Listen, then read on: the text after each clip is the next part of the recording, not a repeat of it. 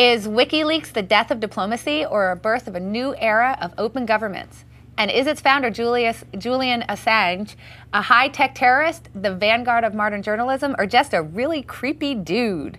Jason Calcanis and Rafe Furst join me in the studio to take on the WikiLeaks controversy. Don't move. It's the Annie Duke Show.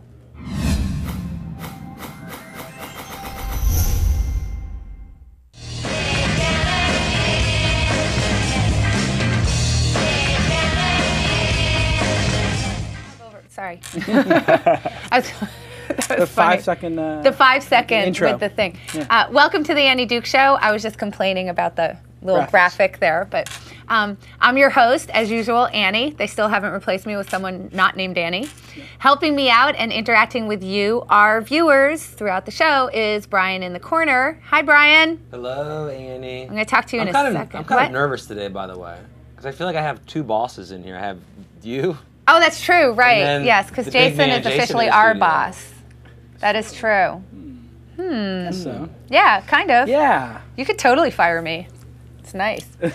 We have a great show lined up today as we take on the WikiLeaks controversy. As many of you know, Julian Assange, it's hard to pronounce. Assange was arrested today. So we got very timely, got lots to talk about. Lots of serious implications here when it comes to diplomacy, national security, journalism, and government transparency. And thankfully, I'm joined today by two of the smartest guys I know to take on this complex issue. First, serial entrepreneur and CEO of Mahalo.com, which happens to be the studio in which we are, Jason Calcanis. Yeah. Also capturing @Jason on Twitter, which, by the way, that's pretty sick. Maybe 2 or 3 weeks after they created Twitter, I was hanging out with the founders who were friends of mine, and they signed me up on their phone because there was no website. You just did it on the phone, and I said, "My God." I said, "What is this for?" And they said, "Oh, well, you get updates like you'll know when Biz and Evan are having breakfast and stuff." And I was like, "I don't want to know when you're having breakfast. This is the stupidest idea I've ever heard. Get this thing off my phone." But luckily, I have the name @Jason, so yeah, no, I know, that's pretty cool. Yeah. So I'll be talking to you more about that Twitter thing, but also a number of topics, including one of your favorites, Facebook. Yes. Yes, I'm excited about that. Also here in studio is my very good friend, poker pro and angel investor, Rafe Furst. Rafe's going to join in the WikiLeaks discussion and will tell us why he thinks privacy is dead. Long live privacy. And WikiLeaks is just a harbinger of things to come. Finally, before we wrap today, we're actually going to go against my no poker talk rule on this show as we discuss Harry Reid's proposed lame duck legislation to regulate online poker. Not so much because of the poker for me, but because of the Bush tax cuts and the deal making that's going on with that, which I think is really super interesting. Yeah. But before we go any further, Brian. Annie. Can you tell our viewers how they can join in the discussion? Because I'm sure a lot of people. Because they don't know how. Well, they don't know how because it's super simple. Just type a question. I'm not saying what I used to say. Just type a question and I will get to it. You can say Q and a colon. You should. Oh, we're not doing Q and a colon anymore? I just don't want to say it. You don't want to say Q colon anymore? How was your weekend? My weekend you were in Vegas, right? I was in Las Vegas, for the World Poker Tour. The World Poker Tour, which is poker. See, here we're talking poker all over the place. There's a woman who's at the top of the leaderboard right now, Vanessa Russo. Yes, Vanessa. Yeah, so this could be the fifth event this year won by a woman, major? Yeah, or the fifth event where it could be a woman that wins, but it doesn't. And this is day 3, I guess. Or day 4. No, this is day 4. Day 5. They're at are they at 8 people They're down to a final table almost. Oh wow. They're at 8 people. No, but it's been sort of people have been talking about the year of the woman in poker. And I have the she is honor right of having now. Started it. Yeah. What? She is chip leader right now. See, there you go. What are there? 7 people? 8 people left? This has become a poker show. Now it's become a poker show. I know, all of a sudden it's become a poker show. We got Jason on. Welcome to This Week in Poker episode. Hey, listen, I got to tell you, this weekend, Joe was in Las Vegas because there was a charity event for anti-bullying.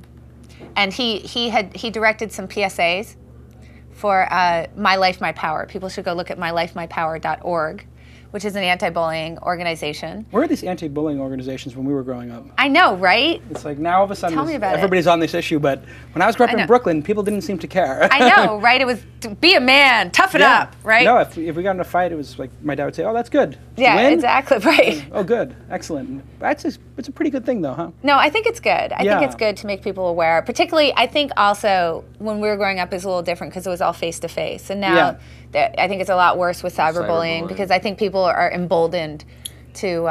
You lose all empathy when you're in front of that computer screen. You can just be vicious. That's what I'm saying. And anonymous. And anonymous. That's the other thing. And so he was out there.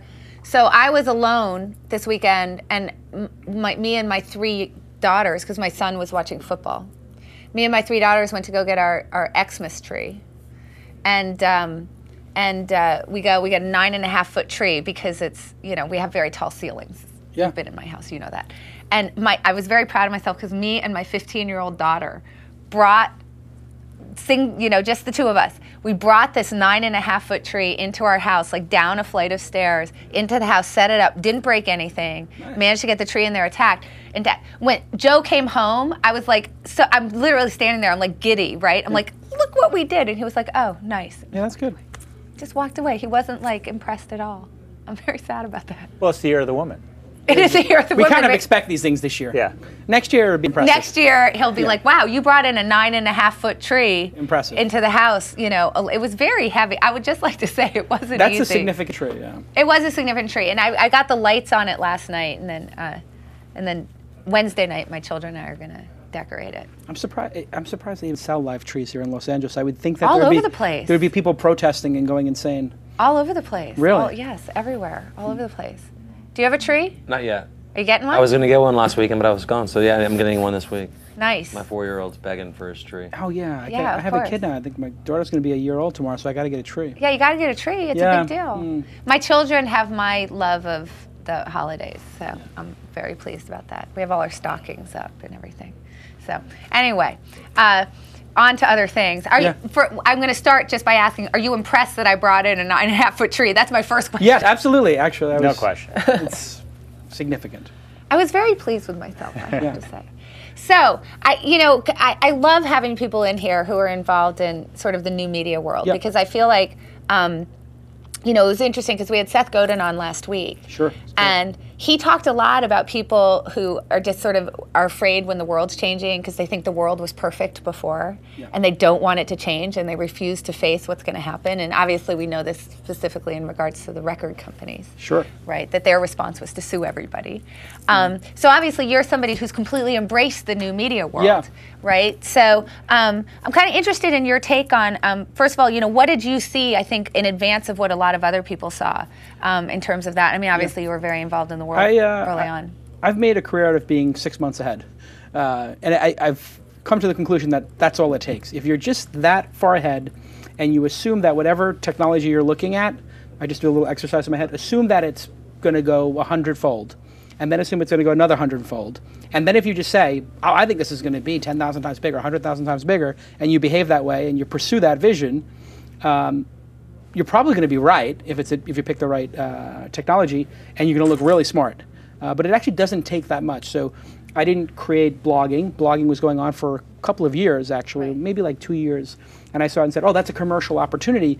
Advertisers would totally sponsor blogs. But at the time, in 2003 and 2004, the idea of blogs having ads on them, people said, that's crazy. What advertiser would ever buy blogs on somebody's journal? And I said, well, if you give it a nice name and you cleaned it up, and you publish more regularly, and all the things people weren't doing in blogging, and you learned how to fact check and do a couple of these basic things that we did in the magazine business, this could be a big business. And if you had 10 of them or 20 of them or 100 of them, wow, that would be a big business. And that was what became Weblogs Inc., my previous company that produced Engadget, Autoblog, Joystick, all these brands that became millions of users a month, and then I sold to AOL. Right. I wasn't the first there. I was just the first to say, why don't we build 100 of them and sell advertising against them, and let's make something bigger. Right. And scale, that's the other sort of trick I learned. If you try to do something bigger that's breaking, which is what This Week In is about, right? Where we said, hey, there's a lot of people doing streaming shows, but they do 1 or 2 and then they go away. They do some podcasts, they do 10 episodes, they go away. I said, well, what if we did 10 shows or 20 shows or someday 50 or 100, and we publish them every single week because you have that consistency. Right. And now you're starting to see what happens. I mean, you've been doing your show now for, I don't know. 9, see? It says right 9 there. shows. I was going to say 10. 9. And you're starting to build an audience all of a sudden. I'm at 90. Am I building an audience yet, Brian? Yeah, you are. Absolutely. Really? Yeah. Yeah. Nice. Comments, views. I was on the YouTube channel looking at it last night. And I'm at 99 shows. And I'm doing 2 shows a week. I have advertisers, and it's really starting to come together. And maybe 300 or 400 people watch live, and 50 to 150,000 download it. And so, if you just believe and assume it's going to happen, and you put all your effort into it and behave like, hey, this is going to work, you look like a genius and a visionary. Well, see, now the other thing, though, I think that you really hit upon with what you're doing here. Yeah.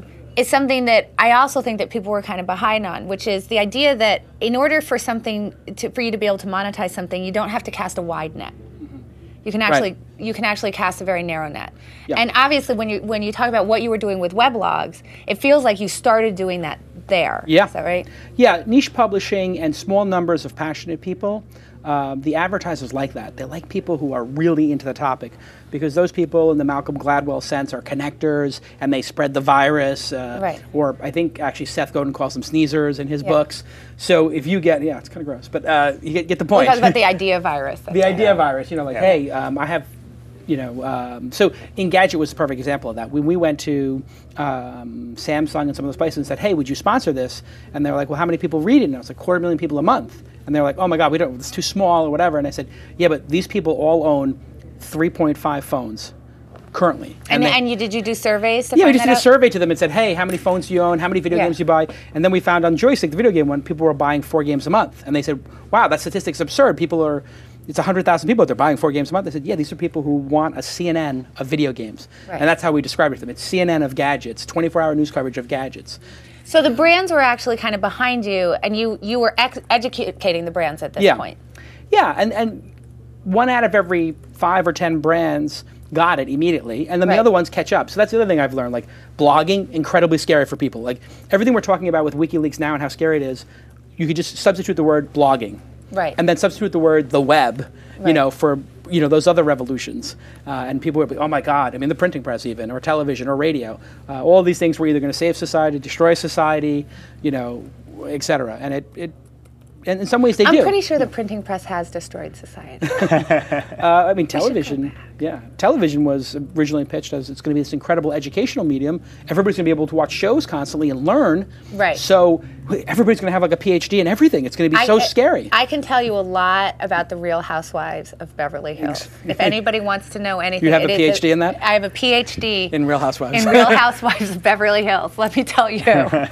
So anyway, I look at technology like almost like I'm obviously atheist, but I look at it like a religion in a way.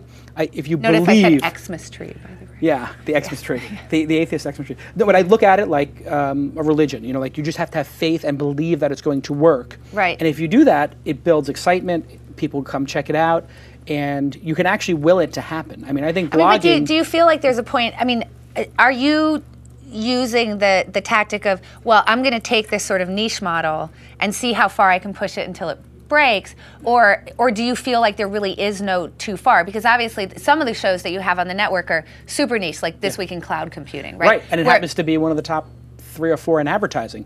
So there's this disparity. Well, there's only thousands of people or tens of thousands of people watching, but it's making money. So how is that possible? And it's totally self-sustainable. So I kind of look at it like it. There are some that have endemic advertisers, people who are just, dedicated to the topic and who make a lot of money if they get just one customer. If that cloud computing advertiser gets one customer a year, the average customer spends $100,000 and boom, they've paid for their advertising by times 3. So those small shows can do well. I think having a mix of them is what makes it interesting, because people come now and they say, oh, I'm watching This Week in Poker. Oh my God, Andy Duke's got a show. Or they come to Andy Duke's show and they go, oh, Kevin Pollak has a show. Or they come to This Week in Startups and see there's venture capital. And they know I'm a poker player and they go, oh wow, there's a real poker player, Andy Duke, and I'm going to check her out. Right. So this network effect will start happening. And I think it's probably just starting right now, but it will start happening in a major way when we hit 30, 40, 50 shows. Right. That's when it's going to get exciting. So you don't feel like there's a breakage point as far as too niche? No, because the cost of spinning up a show here, if you just take all the expenses that we have in the 23 shows, I think it's somewhere around $15,000 we calculated, which is $500 an episode if we do 30 shows a year or something like that. So what's the loss? I mean, you lose $15,000. So if we have 10 shows that don't make any money and the top 10 make lots of money, they'll pay for each other. So you have this diversity because of it. And unless the hosts don't like doing it, that would be the reason to stop. And if there's no audience, obviously you'd stop. But if there's an audience and the host loves it, why not do it forever? And that's the scary thing about the internet, I think, for traditional media, is that like you and I don't do this for the money. We do it because we're passionate and we want to have a conversation. Trust me, I'm not doing it for the money. Exactly. There is none. So I'm not making any money here. But at some point, you know, you have all these people who follow you and who have an affinity towards you. One of these folks is going to say, hey, you know, we love Annie and she does corporate speaking gigs here. We should sponsor her show. We should get into it, you know. And so all those balls will start to drop. You just need people inside the startup who have that ability to believe, you know, and say, okay, I'm going to take a flyer and I'm going to work on this for a year or two. And those are the people who are rewarded in the technology industry. So getting here from Weblogs, did you just feel like, okay, well, you know, obviously when you started Weblogs, bandwidth for people in terms of being able to watch, you know, rich media, not so good. I mean, we had Andrew Anchor on, and he said it was very funny because when they started Wired Digital, they had a T1 line. And so they're downloading 1.5 megahertz. Huge. They're downloading their stuff, and if they don't realize, like people at home, 2 hours later they come back and still hasn't downloaded. So they were probably offering rich media. You know. So did you feel like that was a natural? Was that a planned transition? Yeah. When I came out of Weblogs Inc, I modeled this business in a spreadsheet in Excel and said, okay, how would this business work if I just made a video version of Weblogs Inc? And I talked to Kevin Rose, who was doing Dignation, and he's like, dude, we're losing money every show because so many people are downloading it and the bandwidth costs are so high. Right. And I was like, oh, so the more shows you produce, the more money you lose? I don't think that this is going to scale. Right. You know, like, this is not a good model. But, you know, then they were really early true believers in building a network. And they had to raise venture capital and blow a lot of money, millions of dollars to keep it afloat, but it's doing very well now. But then something happened, like, I don't know, over the last 5 years, bandwidth costs have gone to zero. Ustream is free. There's great CDNs out there that are, you know, really supportive and who charge very little amount. And also the iPhone and the iPad and, you know, all of these devices. Yeah, just the ability for people to actually watch it mobile. So I think now is probably like the perfect moment to start, and the really hitting scale is going to be maybe 18 months from now when Google TV and that hits. Because you just think about the number of screens. You probably have an iPad, you have an iPhone, you've got a TV, you may or may not have a computer hooked up to it. If you do, you're part of the super vanguard because it's hard. But next Christmas, the hot item will be Google TV. Right. Not this Christmas. This Christmas it came out. Apple TV came out. Next Christmas, that's going to be a hot item because Apple, I am absolutely certain, will come out with TVs. And you will have Apple televisions, and you'll just plug them in. And they'll just be on the internet. There'll be no Apple TV to plug into it. You won't be able to buy a TV without the internet. I'm gonna hold off on the $100 Apple TV because of that. It'll be built in. Do you have Apple TV? Apple TV next year? Well, I mean, you could get it this year. You can get the Google TV this year, and you just have to hook them up. It takes about 10 minutes, and they work great. But it's pretty clear that Apple will come out with a television set. I mean, Jason, I'm sorry, I have to bring it up. Your tweet about the second generation iPad. Yeah, is pretty funny. What was it? Well, because it's true, right? What was your tweet? Oh, yeah, forward-facing camera, all the things that you said about the. Well, I was in bed with my wife, and it was the night before the iPad coming out, and just all the Apple fanboys were going so crazy about it. I don't know if you remember that night, but they were like literally staying up all night. And so I just said, wow, I have to say the iPad is the greatest computing experience I've ever had. And people were like, what? You have an iPad? And I'm like, yeah, I got one from Steve.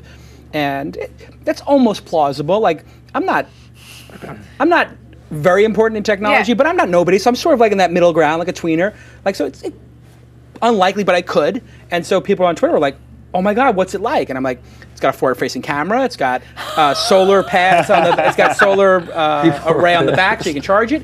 And when you play Farmville, you irrigate your crops by rotating it. And if you stand next to somebody else playing Farmville, the cows go from my farm to their farm.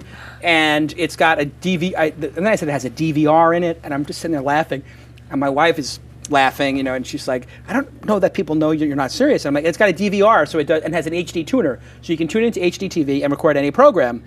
And people are like, oh my God, it's incredible. Oh my God, they believed you. No, so then it gets better. I get a phone call in the morning. It's like 6:30 in the morning, and I'm like getting up, making my coffee, and it's my friend Mark Pincus, who runs Zynga, which is Farmville. Yeah. And Mark says, what the F are you doing? And I'm like, what are you talking about? He's like, did you read the New York Times? I'm like, no. He goes, did you read the Wall Street Journal? I said, no, I'm pulling it up right now. New York Times and Wall Street Journal, Jason Calcanis describes new iPad. They both covered the story. None of them called me to confirm anything, and they put I described it, and then I look at my phone and I've got 7 voicemail messages. CNBC's called me, because I know the people at CNBC. Yeah. They've called me 5 times. Can you get on the air with Goldman? Can you get on the air? And I'm like, oh my God, these people are idiots. This is from one tweet or a couple of tweets? It was a series of 10 tweets. Right. I try to never actually necessarily fully believe anything I read on Twitter, because you don't. They could be joking. Well, then I, this became this whole thing. Like everybody's like, oh my God, you're making some big huge comment on media. I'm like, no, I was just joking. Yeah. And what I realized was people read like selective tweets. They read 2 tweets, and any 2 of them could seem plausible. Right. When you put all the stuff together, I described an 8-pound device, right, known as a laptop. Yes. Or a desktop computer. It would be impossible to do for anything other than $2,000 and 8 or 9 pounds. Right. But for a technology report at the New York Times and Wall Street Journal to just fall for it hook, line, and sinker was just a testament to how desperately they wanted to have the scoop. Yeah. So the currency right now for journalists is getting the scoop, and they're getting scoop constantly by blogs. So I attribute it all to them so desperate to get a scoop that they didn't want to fact check, and they would just so they became bloggers. They became irresponsible bloggers. Yes. So is there any penalty for them to do that at this point? I mean, when the dust settles, are they then penalized in some court of public opinion, or the advertisers? How about their editors? Credibility. Somebody told me the person from the Wall Street Journal was going to lose their job, and then I tweeted like, hey, listen, that's not cool. It was all a joke, and it turned out they didn't. But I don't think there is a penalty, actually. I think people at this point are so educated and media savvy. I mean, people think the populace is stupid, but I actually think the populace is very smart when it comes to media. They don't trust it. They shouldn't. They believe it has an axe to grind and an opinion, and it does, even if they say it's independent. Like, the New York Times is not liberal, really, and the Wall Street Journal is not conservative, really. Like, I mean, it's so obvious they are, and it clouds everything they do. And those are institutions that try to be independent, in their perspective. No, my daughter just did, actually, for class, she did a media bias project where she had to compare an article on a Sarah Palin rally that the LA Times had written and the OC Register had written. It was very interesting to look at the facts that were omitted from each, and so they were both true stories, but the LA Times was all about how she was down there and Whitman and Fiorello were up north purposely. Right. That fact was mentioned in the OC Register in like the last line of the, so it was kind of interesting to see how they were framing the story. I mean, from the behavioral psychology studies, right, that even if you're watching the exact same thing, you take away different things based on what your perceptions are. Like the famous one that I'm thinking of is the, they show 2, two groups of college students the same football game, right, separately, and ask them to count something very objective, like the number of yellow flags thrown. And of course, they all get it wrong, and they all count in their team's favor. So something objective truth. Well, and also this concept of the writer has no bias or no opinion. Which is impossible. Right, and you shouldn't know it, because you as the audience, the lowly audience, is not sophisticated enough to know how I voted in the last election as a journalist, or who I've donated money to, and they've come up with all these rules. You can't donate money, you have to get it checked out by MSNBC, I do have to say that the Keith Olbermann thing I thought was weird. Like, why are you firing him? Exactly, that doesn't make any sense. He's not like a journalist. He's exactly. He's a talking head. Like, really, you're going to fire him because he donated to somebody? I thought that was very weird. It's the whole concept of this objectivity in journalism is sort of disappointing, because they always feel like, and you get covered in the press a lot, so you must have this experience. Anybody who does has it, where they're just like, oh, we wrote 3 really nice things about Annie Duke. Let's give her 2 digs to balance it out. Like, they can never just be a nice article. It's like, we've always got to balance it. This is a really good point, right? I mean, sometimes there's only one side. Wait, what if the person's a nice person? Right, I mean. Or if they're a bad person. Like, this person is only bad, so we're not going to say anything good about them. Yeah. Because there is nothing good. This is a bad person. Yeah, exactly. That's why I say nobody should ever say anything bad about me. What should they say? Well, for you, the exemption. Right. Let me ask you one more question before we move on to WikiLeaks. because I like to ask the tech people. Yeah. It's a two-part question. Okay. First of all, what is the biggest mistake that you've seen in terms of the tech world in the last 5 years, and what do you think the next big thing is? You can answer them quickly, right? Yeah, I can actually. Yeah. MySpace made a huge mistake in the last 5 years of not focusing on the platform, not focusing on the software, making it fast and easy to use. They went with Microsoft .NET, like an older Microsoft technology. Not that all Microsoft technology is bad, but that was an older one. And so they actually lost to Facebook because Facebook could develop features faster. So they got out-hustled, and it was just a technological mistake. And they had a great audience and a huge lead, maybe 10 times, 10 times the users, just in the recent history. In terms of what's going to be big, I actually believe video is bigger than anybody actually is going to anticipate, because the number of screens is going to go 3, 4, 5x for every individual on the planet. People are going to have, more televisions because the prices are going to have more tablets, more like everybody will have a tablet, a mini tablet, a phone, and a computer and a laptop, and the price of the things is just going to get insane. I mean, it's completely conceivable there'll be a $25, $50 tablet, in 5 years. Wow. Where like they'll be almost, I wouldn't say throwaway, but they're going to be so cheap and inexpensive that everybody on the planet's going to have them, and everywhere you go, somebody's going to have that in their hands. Well, they're going to need something to do on that, and the best thing to do is either play a game or read or watch a video. And or play Angry Birds. Or certainly Angry Birds, which is incredible. So yeah, video is, even with YouTube's success, underrated. Can I riff on that? Which I 100% agree, video. But I think even more than that, it's going to be, live, real-time video as communication medium. Sure. One-to-one, one-to-many, many-to-many. Yeah. See, I always turn the video off on my Skype. When people call me on Skype, I don't answer with the video because I'm usually sitting in bed with like a towel on my head. And there's a generation that is just not used to being on video, and I'm sort of like I feel like I'm sort of half in and half out. But young people are they have a whole different conception of privacy and whatever. It's like, oh yeah, I'm just going to broadcast myself to the world like as I'm in bed, laying here talking, and like Lonely Girl, all of a sudden got millions of people viewing it. There'll be a live streaming Lonely Girl, and she'll have 1 million people, like the Truman Show. Absolutely. Like that stuff is just right on the verge of happening. But it's self-conscious. I just like to have my hair combed. I don't like to have just rolled out of bed and get on the video. So I use Skype. I'm a huge Skype user, but I don't use the video portion of Skype. Because I'm a dinosaur. I was just going to say. I am. I'm a dinosaur. It's true. So speaking of, in terms of, it's interesting because you were talking about blogging. Yep. That people were afraid of blogging. Sure. That very scary. Yes. But then also just the idea of what's your editorial responsibility as you're conveying people information. Of course, today there's big news because not only has WikiLeaks been huge in the news, but Julian Assange was, he should change his name to something easier to pronounce, don't you think? Yeah. Don't you think? Yes. He should be like Julian Smith. Something. Julian WikiLeaks. Julian. He's big, Julian. He's big enough now that he could just be Julian. He is. He's like Madonna.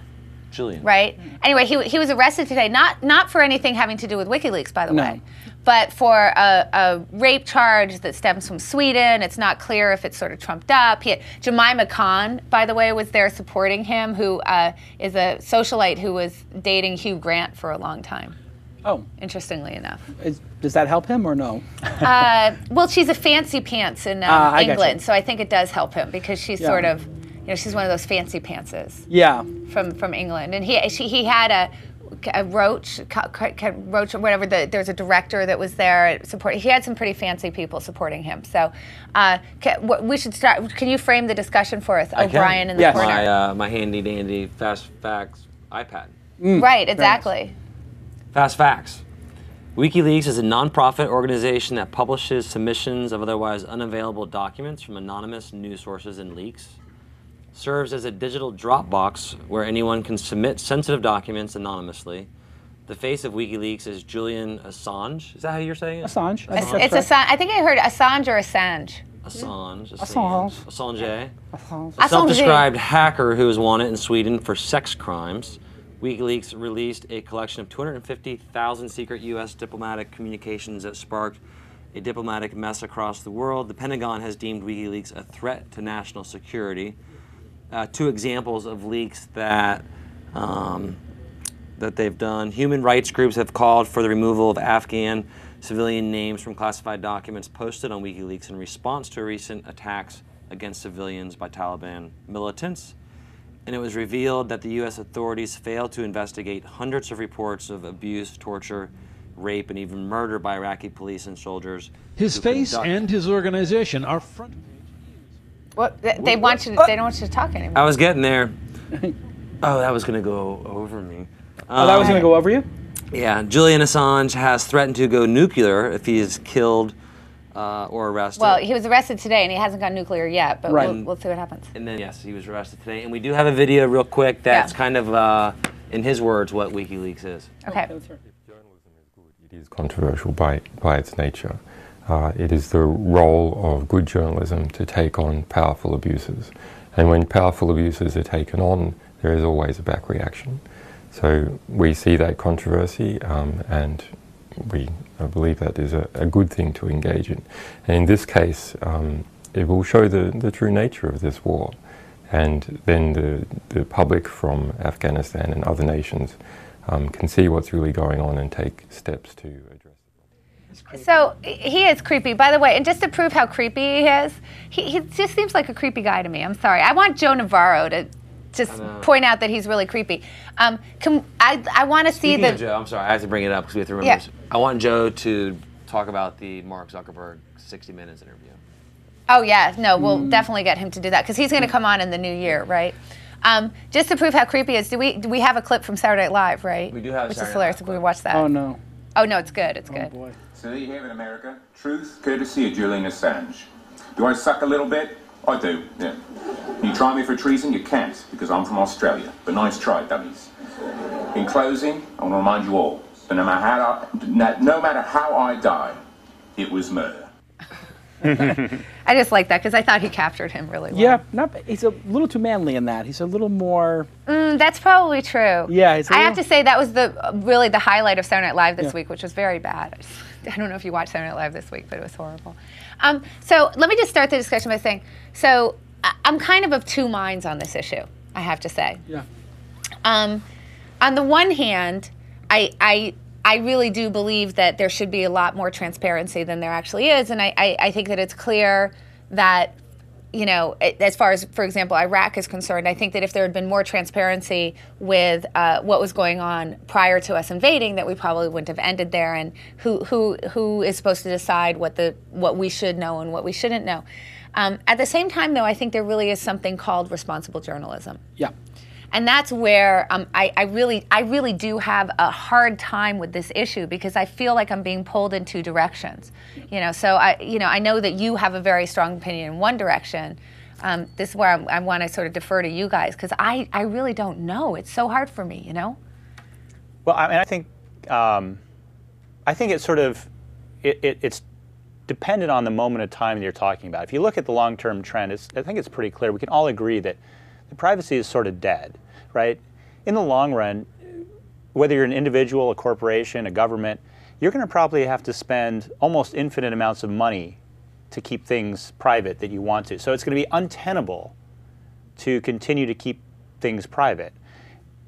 Put the other way, people who are willing to be totally transparent have a huge economic advantage, right? There's a lot of opportunity, a lot of economic opportunity. Right. And so it's not whether, you know, it's not whether this is right or wrong or good or bad. It's just going to happen. So you're talking about a big 10,000-foot view of this, well, of just privacy. It's privacy, but you're the one who said, like, you know, it moves quickly. Yeah. Right. And so we could be very close to that sort of a world. And I mean, I think two things. One, I think we should probably examine honestly what that means for us, you know, as individuals and a society, because it's coming. But two, I think we should examine whether it's a good or a bad thing. And I personally have a opinion that in the long run, if all information is available, if anybody can get anything on anybody, that's a good thing. Yeah. Well, but let me ask you something, because I think it leads to good behavior. Okay, but we know that there's going to be bad behavior from people regardless. I mean, there's going to be dictators, and there's going to be people torturing their population. Well, they can just shut the internet off in their country for one thing. the few dictators that are left on the planet. But I mean, I am in your camp, and in your camp. I believe the long-term trend is transparency. Yeah. But clearly, there's a problem with this organization and how they do it that people have, because it seems like they have an anti-government, anti-U.S. stance. They're pissed off about the war, as most of us are. Yes. Yeah. Right. But that doesn't mean we want to take the good people of Afghanistan who helped us resolve the war or helping us win it, whatever winning means, and then have them murdered and give their names out. Right. They seem irresponsible. And I think that they've brought this on themselves because their frontmen, they have a massive PR problem. This guy is smarmy. He's creepy. And he wants to be famous, clearly, and he's on television constantly. And who knows what's going on with the rape charges? That's a whole nother blowbox. I mean, Michael Crichton couldn't write this. I mean, this is insane. You just put that twist into it. But they don't seem to be responsible, which is weird because they've been selectively responsible. Like when they released the murder of the inadvertent killing with, of the photographer in Iraq. Right. Collateral murder, they called it. So that's loaded already because it is collateral damage. I don't think those guys intended to murder journalists. They would never do that. Right. So they sort of, that's the baggage they bring to it. Like, but they did actually do journalism there. Like they sorted through those documents. They put subtitles on them. Right. They actually did a good job of packaging that in a journalistic sense, with the exception of the name, which had a lot of bias in it. Right. And that's something that I think is going to lead to better behavior on the part of the military. Right. Like they're going to think, well, before we kill those guys, we should probably make sure that those are insurgents, not cameramen. Right. Because it will come out eventually, to your point. Yeah. But then with this other thing with the civilians. Yeah, they're just like, oh, let's just throw this stuff out there, throw it out. I sort of look back and I'm like, well, so what would have happened if during World War II, all the names of the people in the resistance had been released? They would be murdered. They would be murdered, and there goes the resistance. I mean, I think that it's kind of interesting. I had this discussion once with my sister when she was quite young. And so I'm 7 years older than my sister. So at this point, she was just coming into sort of teenagehood. And she got a present from my ex-sister-in-law. And she didn't like the present. And she made it really clear that she didn't like the present. It was just one of these things which kids do where they're like, oh, this is horrible, da-da-da. Yeah. So I talked to her afterwards and I said, well, why did you do that? And she said, well, because you have to be honest. You can't lie. And I tried to explain to her that there are necessary lies. That there was nothing came out of that except hurting somebody's feelings, and she could have just accepted the gifts graciously and gone on. Yeah. So I guess my question, on this is, when we're talking about diplomacy, and I'm not talking about bribing people, because obviously it's good that they let people know that our taxpayer money is going to bribe people in Russia, but when it comes to diplomacy, are there necessary lies? Do we believe that there are necessary lies that we shouldn't actually know in order for diplomacy to move forward properly?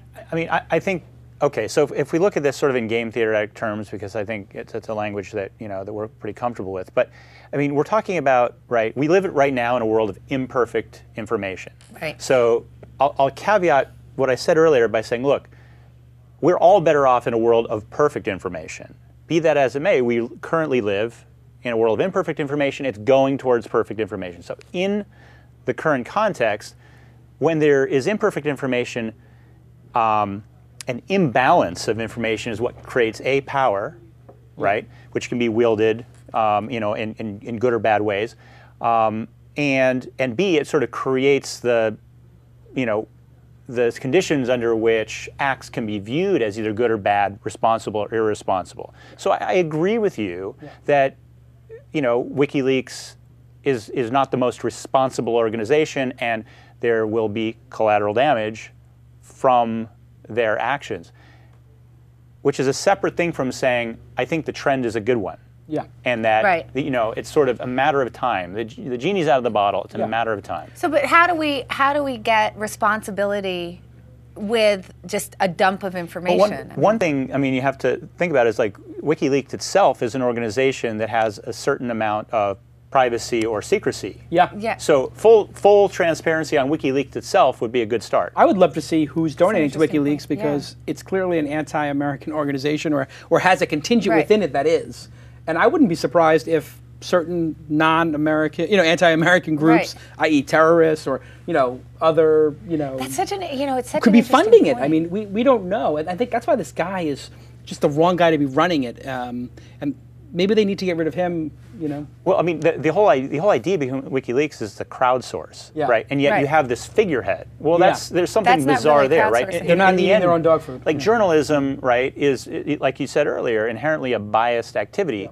And in the end, journalism is just going to be crowdsourced. I mean, it's just going to be sort of public information. It's just crowdsourced. So you don't need journalists or editors, But he wants the protection of the press. He wants it. He wants it. And if you want that, then you have to do what it takes to get that, which is you have to read. Yeah. You have to read what you've got that somebody leaked to you and earn it. Exactly. The point is, this, it's so interesting because I didn't really think about that myself in terms of how creepy this guy is. That what you just said is really true.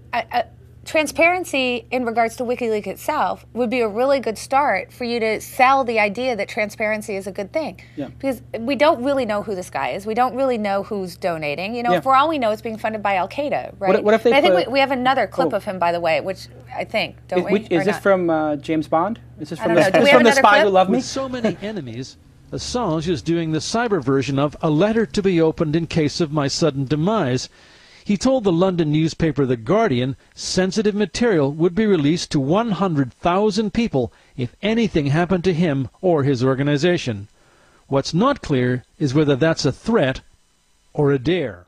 See that, and again, talking about like this idea of who is this guy and why don't we have transparency on WikiLeaks and how are they behaving in a responsible way?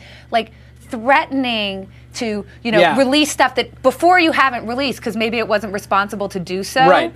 That's the equivalent of someone walking in with the bomb strapped to their body, right? If you thought the damage I did before was bad, wait till you see what I'm going to do after I'm dead. Right, which first of all suggests that he knows that maybe some of this stuff shouldn't be released. Like maybe he could be responsible if he wanted to be, right? I think it would take too much effort, and he might not have as much time to do as much press. I think, because there's a lot of photo shoots. Being the head of WikiLeaks, I mean, look at all these, and the hair, he's got to keep that hair maintained. That's right. It's a lot of work to be the figurehead of WikiLeaks. I mean, how much press does this guy do?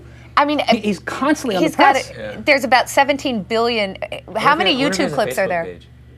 What? He might have to see if he has a Facebook page. So Alec Baldwin, though, I have to say, made an interesting point. So he writes sometimes for the Huffington Post, and Alec Baldwin did say, like, it was very tongue-in-cheek, but it was this whole diatribe of how we should hang him for treason and all this stuff, and then he finished it with, because I think that's we should totally do that, but we better go after Dick Cheney too on the Valerie Plame issue, right? Sure. So I do think it's interesting that the government is freaking out and up in arms about these particular documents released, but one of our own, the Vice President of the United States, leaked the information of someone who needed their identity to be covert in order for safety of all of her operatives. It's hard to trust the United States government after what they've done in the last 8 years. So this is why it's resonating so much. It's like, oh, well, America is filled with a lying government that goes to war unjustly and manufactures evidence. Like, these are corrupt cops, basically, is how the world looks at us. And then WikiLeaks come in, and of course people are going to embrace it. Because really what Dick Cheney did was the same thing, because all of Valerie Plame's operatives, all of the people that were out there were now in jeopardy of being just murdered, which is the exact same thing as we were talking about with the civilians in Afghanistan, which, I really do, like, that really resonates to me when I think about what would have happened in World War II if there hadn't been the resistance, if civilians hadn't been able to stand up privately, right? Because they were risking their lives infiltrating, the Nazis, and that would have obviously, then they would be shot on sight. There's an interesting thing that in regards to the most recent diplomatic dump, the memos that got this is something that I think people don't realize is they're getting really up in arms about this, that 500,000 people had access to the website, to the server that had those documents on it. And 3 million people had security clearance for it. Just interesting statistics, that we're freaking out so much about it, that this wasn't exactly super private material. I just love the fact that there's government officials right now who are going, holy cow, what did I say? Yeah, maybe I should have put that in writing. Oh my God, what did I write? And also, like, it's going to force better behavior. Like, at this point, I don't write anything in email that I do not assume is going to be pasted, because I wrote to a former employee who resigned after I gave him a promotion, and I was very disappointed because I thought the kid had a lot of talent. And he said, I'm going to, Yahoo, thanks for the promotion, but I got this incredible job. And I'm just like, Yahoo, oh my God, you're going to a dying company. This was about a year ago. And I just wrote back to him, congratulations on being employee number 4,372, which I would have said to him in person at Yahoo. I'm terribly disappointed in you. And of course, he posted to the internet. Now I look like the biggest D-bag ever. And so, but you didn't produce all the nice things that you've said in it too. I mean, it's sort of like, again, it's that differential information, right? Yeah. It's sort of, when you get I actually typed pick, something yesterday and then deleted it and didn't send it for just that reason. I was like, oh, I don't think I would want anybody to actually read what I just wrote. Yeah. Or look at the new Facebook is interesting that they switched, because, and I haven't fully explored it, but like you can, if you're doing your profile and it's like Brian likes soccer, I could say with Jason. And it would show up on Jason's page that he likes soccer too. Yeah, they've come to the conclusion. What? Yeah. So you can just sort of spread rumors about people? So you can join people into groups that they do not belong to. So like when they first came out with the group function, they took Mike Arrington, the editor of TechCrunch, and myself, and Mark Zuckerberg, and they added the three of us to the NAMBLA group, which is the National Association of Man, Boy, Love. Yes, I know what it is. And I'm like, I log into Facebook, congratulations, you're now a member of NAMBLA. And I was like, really? Not interested, But I mean, that's Zuckerberg's weird thing. Like, he's a young college kid, basically, and he basically thinks, oh, well, you should be able to check your friends in at another location. And his view of the world is, if you're not transparent, then you're not leading an honest life. So, like... Okay, but that's different than transparency. That's actually just... what I was saying is spreading rumors. Right, that's just gossiping. And then his answer is you should be friends with them. What? Yes, if your friend spreads a rumor like that, you shouldn't be friends with them. You should unfriend them on Facebook. It's bizarre Zuckerberg logic. But you're still stuck in the group. I believe the logic. I believe the logic. I'll tell you why. It comes back to that, he's just living several years into the future. Right. Right? In a world where everything is transparent, he's right. Right? But no, he's not right that you should be able to put me in a group. Yeah. No. That's not transparency, that's lying. Because, no, transparent also means that his act of doing so is also known to everybody, so that act itself will be judged by everybody. A retraction is never ever the the act same. will be judged. He will lose social credibility. But my reputation is now besmirched. Everybody knows your reputation. Everybody knows your reputation at that point. There is no what if such it was thing what if it's as, something like NRA? Like, so it's not obviously NAMBLA's a joke, but if you could put me on NRA and somebody say, oh yeah, maybe Jason likes guns. I'm not into guns. But if it's true, it will be already known. If it's not true, you are assuming that people are going to take the time to figure out the difference, and I don't think they are. No, I think also that you're assuming that all information has the same psychological weight. That what I hear first has the same psychological weight for me as something that I might hear later, and that all human beings are perfect at updating their information, which we know is not true. And the game of telephone that occurs. Exactly. Oh, I saw Jason was in NAMBLA. Then you said somebody else, and they think it's a joke, and they're like, oh my God, Jason got busted for being in NAMBLA? Oh my God, I always knew there was something wrong with that guy. No, that's faulty logic, because you're talking about individual humans, and what I'm talking about is essentially the market of all public information. Yeah. And when there is sort of perfect sort of efficiency, the price outs, right? This works in market situations. You can look at it in prediction markets and information markets of all sorts. That's sort of, at any given time, the best public assessment of what is true is known. It efficiently outs. Let me give you another example. We're all out in Vegas, and we decide we're going to go to the Spearmint Rhino. Okay. And then I check the three of us in, and I say, by the way, I'm going to put the two of you as checking in at Spearmint Rhino as I do it, and then everybody in your social network now sees that you're at the Spearmint Rhino, including the people who are on the PTA, that you're on the PTA with, and including the people that your kids play soccer with, or whatever it happens to be. Their proclivities are also known. Yeah, so here's a problem though. Here's a problem that I have, and this actually relates to. Okay, so everybody's a disaster, therefore it negates everything else. But here's the issue that I have though, Rafe, which is that, and I think this actually speaks very well to the WikiLeaks thing too, which is that the question is, am I allowed to compartmentalize different parts of my life? Yeah. There's clearly things that I might do that don't hurt anybody, that don't hurt me, that don't necessarily even speak to my morals, but that there are people in my life that I wouldn't necessarily want to know that I was doing them. Not because I'm trying to hide something, but because I don't think there's any use to it. Yeah. And I should be able to choose that. So, for example, if I choose to go to the Spearmint Rhino, and I'll just admit on the thing that I've been to the Spearmint Rhino. I actually have a funny story. I accidentally went to Spearmint Rhino once. I thought that... I went once with a group of our friends, whose names I won't call out because I'm not Julia Assange. Yeah. And I went once because they wanted to go. They were celebrating somebody's birthday, and I went once, and then someone asked me for an autograph. And I told them I would give it to them only if they never told anybody Which breast did they ask you to put it on? Right, it wasn't a stripper. No? It was actually a customer. Okay. But the point is, so if I'm doing something that does no harm to anybody, that clearly isn't an issue, I should be able to have the choice, knowing that there are other people in my life who I value who might have a different view of that activity. If it's very important to you, you will pay for it. I mean, literally, you will pay cash to have privacy. This is sort of what I was getting at in the beginning. Is so that poor people don't get to have privacy? Yeah. No. And how do I get the privacy? What do? I have to bring all the strippers back to my room? I believe. Hot. I'm just saying it's how much is that? Right. I mean, maybe there's a benefit there. But I mean. But how do you pay for that? I mean, by the way, I know people who could answer that question. Yes, exactly. In the chat room, I actually have. That's right. We should see if the chat rooms know. No, I think see if anybody knows. You have a very fatalistic view of this. It's all going away anyway. And the truth is, it's not fatalistic. It's optimistic.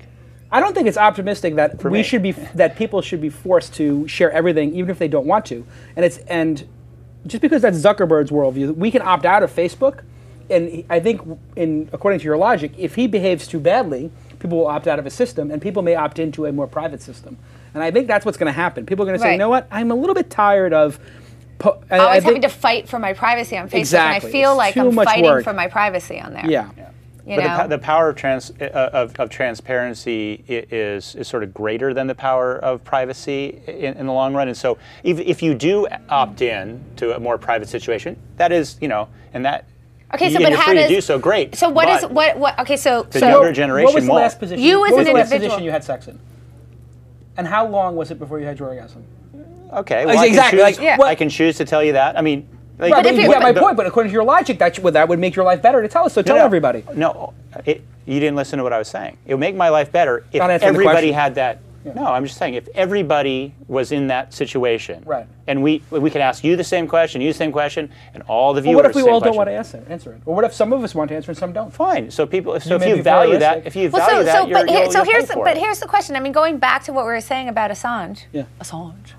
Assange. Yeah, I mean, look, this is a really dicey issue for an individual, right? What should I be allowed to keep private and what should I not? Because there are certain things that I really strongly feel that I should allow, like my sexual positions. Whatever. Why does anybody need to know that? I should be allowed to keep that information private, right? So I also believe that there are certain things that government should be allowed to keep private, like the names of civilians, right? So how are we supposed to navigate this? I mean, is it treason? I mean, unfortunately, Saturday Night Live's right. He's Australian. Yeah. And he hasn't signed up for any security clearance. Right. And, so is a civilian necessarily who's not even an American supposed to keep American documents private? I don't think so, which is probably why he was arrested for a rape charge and not for treason. Right? Well, do you think that charge is trumped up or not? Because this gets back to who knows? It's was Mike Tyson's rape charge trumped up? I mean, I don't know. That's the thing. It's so hard with It feels like the timing is so weird. And the rape allegation is such a hard thing for anybody. Like, I'm watching the news organizations try to talk about these rape allegations, and they are fumbling because they can't even determine what kind of rape it is. It apparently was consensual sex it was sex that he thought was consensual and she didn't, which is always where... When did she think it was consensual? When did she do it? Right. So but it seems a little bit weird. And this weird thing, and it was over him using a condom or not. Yes. So so had he had a condom on, she would have been fine with having sex. That seems to be the apparent issue here. So he held her. So he held her down. What the whole position? Thing, exactly. That's one of our readers in true conspiracy fashion is saying, I heard one of the women is associated with the CIA. So it's the first thing that came to my mind, honestly, when I heard that he was, just coincidentally being brought up on these charges. Like, it just so happens that he drops the biggest diplomatic bomb in history, and oh, by the way, he's being brought up in criminal charges. In a game WikiLeaks is going to have to WikiLeak this. Yeah. Right. What is he in game theory though? Are these women because it turns out the two of them know each other? Yeah. And they both found out about that they had both had a one-night stand with him. And that he had sort of both smooth talked him into bed or something, and then they both collaborated on the charges. How does that guy smooth talk anybody into bed? Because he's so. Yeah, I mean, he might be automatically joined into the NAMBLA group. Yeah, it's possible. But how do they How do two people collaborate on a rape charge? I've never heard of that.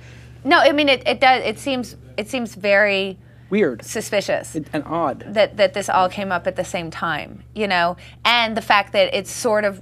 I mean, it sounds like maybe they were pissed off because they thought they were the one. I mean, I don't even know. I hate to say that because I'm very pro women, and if it really is a situation where they figured out he didn't have a condom on and they really did say no, obviously that's a violation. Then he's a serial rapist. Then he's a serial rapist who's apparently trying to spread his seed. Yeah. Which is it's just the timing is so weird. But just sort of to close, because obviously you have such a strong opinion on this.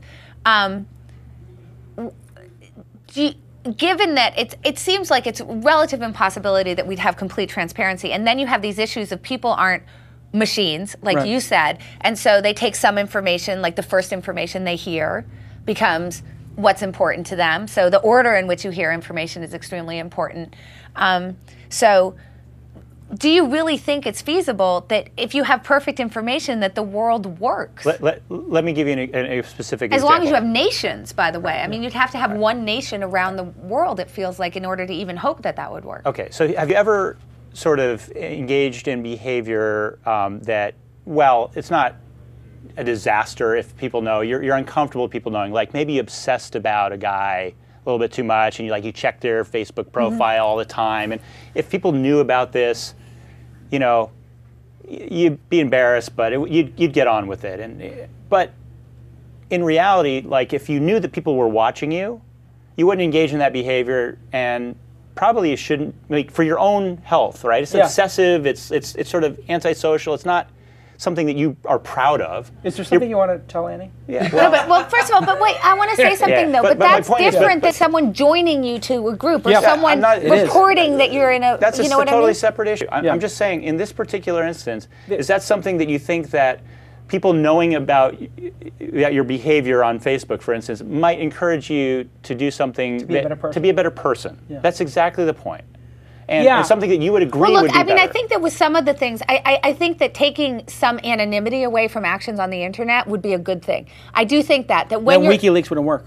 Well, I understand that. It wouldn't be necessary. Well, so I mean, look, when you look at the cyberbullying, it's kind of like Catholic guilt in a way. Yeah. But when you look at the cyberbullying issue, right? If that person's identity was revealed, it would be a different thing. I think that you shouldn't be able to do truly anonymous things on the net. We have a test for this. It's South Korea.